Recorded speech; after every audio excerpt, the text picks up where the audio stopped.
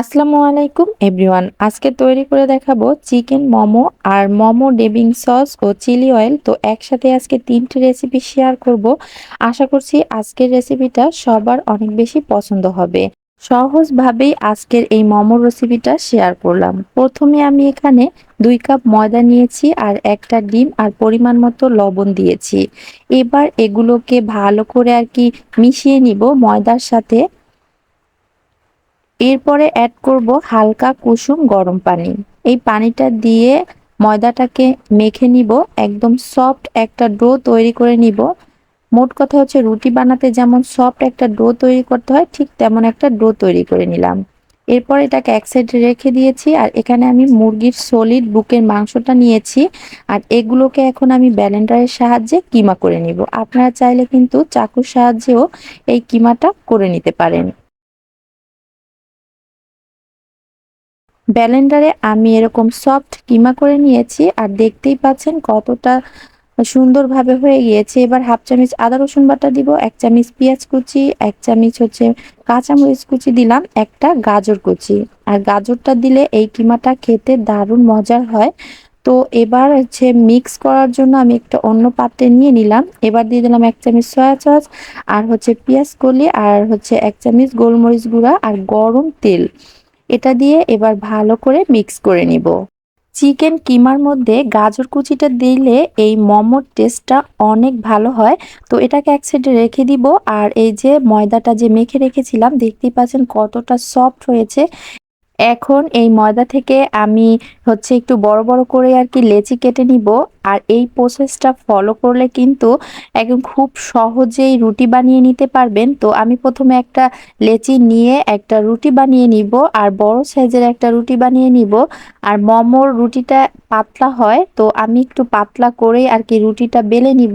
অনেক বেশি পাতলা না, জাস্ট মিডিয়াম পাতলা করেই নিচ্ছি। তো একটা বড় সাইজের রুটি বানিয়ে নিব আর একটা মুখার সাহায্যে এভাবে ছোট ছোট রুটি কেটে নিব, তাহলে কিন্তু সবগুলো মোমো শেপ একরকম আসবে। তো আমি সবগুলো রুটি এভাবে বানিয়ে তারপরে হচ্ছে একটা মুখার সাহায্যে এভাবে ছোট ছোট রুটি বানিয়ে নিয়েছি। তো আপনারা চাইলে কিন্তু আগের দিন হচ্ছে এভাবে ছোট ছোট করে রুটি বানিয়ে নর্মাল ফ্রিজে রেখে দিতে পারেন। তো আপনাদের প্রয়োজন অনুযায়ী বের করে হচ্ছে এই মোমো গুলো বানিয়ে নিতে পারেন। তো আমি হচ্ছে একবার অনেকগুলো বানিয়েছি, এবার হচ্ছে মোমো বানাবো। তো আমি পরিমাণ মতো হচ্ছে পুর দিব। এরপর হচ্ছে এখান থেকে একটু দুই মুখটা হাত দিয়ে চেপে আটকিয়ে দিব আর তারপরে হচ্ছে এক সাইডে 3টা কুচি দিব। অপর সাইডেও ঠিক একইভাবে আমি 3টা কুচি দিয়ে নিব। আশা করছি আপনারা দেখেই বুঝতে পারছেন। তো আমি অত বেশি মোমো ডিজাইন করতে পারি না, তো যতটুকু পারছি সেটাই শেয়ার করছি। তো আমি একদম সহজভাবে দেখানোর চেষ্টা করছি আর আশা করছি আপনারা দেখেই বুঝে নিবেন। তো দেখতেই পাচ্ছেন আমি কিন্তু মানে কিভাবে বানাচ্ছি, আসলে এটা দেখেই বুঝে নিতে হবে।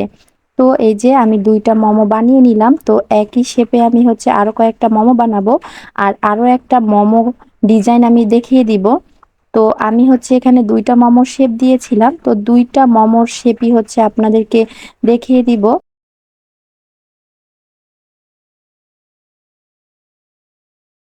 তো এখন হচ্ছে আমি আরো একটা শেপ দেখিয়ে দিচ্ছি আর এটা কিন্তু একদম পানির মতো সহজ। আশা করছি সবাই এই মোমোর শেপটা দিতে পারবেন। তো আমি এই যে আর একটা শেপ বানিয়ে নিলাম। তো এভাবে করেই কিন্তু আপনারা এই মোমোগুলো বানিয়ে নিতে পারেন। তো আমি হচ্ছে এই 2টা শেপে বানিয়েছি আর সবগুলো মোমো একইভাবে বানিয়েছি। এই তো সবগুলো মোমো আমার রেডি। তো এবার হচ্ছে এগুলো স্টিম করে নিব।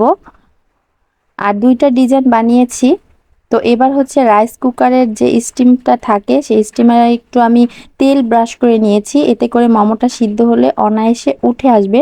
তো এখন একটা একটা করে মোমো আমি সাজিয়ে দিব। আগেই আমি চুলায় পানি বসিয়ে দিয়েছি আর পানিটা বলক চলে এসেছে। এবার মোমোগুলো দিয়ে ঢাকনা দিয়ে ঢেকে 10 মিনিট অপেক্ষা করব। এখন তৈরি করব চিলি অয়েল। এখানে আমি চিলি ফ্লেক্স দিয়েছি 2 টেবিল চামচ আর লাল শুকনো মরিচের গুঁড়া দিয়েছি 1 টেবিল চামচ আর দিয়েছি 1 চামচ হচ্ছে সাদা তিল আর গরম তেল দিয়ে দিলাম প্রায় 2 টেবিল চামচ। এবার এগুলোকে নেড়ে নিব। দেখতেই পাচ্ছেন চিলি অয়েলের কালারটা কতটা সুন্দর এসেছে। আর এই গরম তেল দেওয়ার কারণে সবগুলোই হচ্ছে ভাজা হয়ে যাবে। এই চিলি অয়েলটা ১ সপ্তাহের জন্য নরমাল ফ্রিজে রেখে দিতে পারেন। তো এবার তৈরি করে নিব ডিপিং সস। এখানে ১ চামচ সয়া সস দিয়েছি, ১ চামচ হোয়াইট ভিনেগার, ১ চামচ পানি, পেঁয়াজ কলি দিলাম আর দিব এখন হচ্ছে চিলি অয়েল। তো এখানে আমি ২ টেবিল চামচ চিলি অয়েল দিলাম আর মিশিয়ে নিলেই ডিপিং সসটা তৈরি হয়ে যাবে। আর এভাবে করেই কিন্তু মোমোর সাথে এই ডিপিং সসটা সার্ভ করতে পারেন অথবা এই চিলি অয়েল দিয়েও খেতে পারেন। তো এবার হচ্ছে আমি মোমোটা উঠিয়ে নিব। তো ১০ মিনিট সিদ্ধ করলেই আরকি পারফেক্ট ভাবে সিদ্ধ হয়ে যাবে। আশা করছি সহজভাবে আজকের মোমোর রেসিপিটা শেয়ার করেছি। আর এভাবে একবার হলেও বাসায় ট্রাই করে দেখবেন।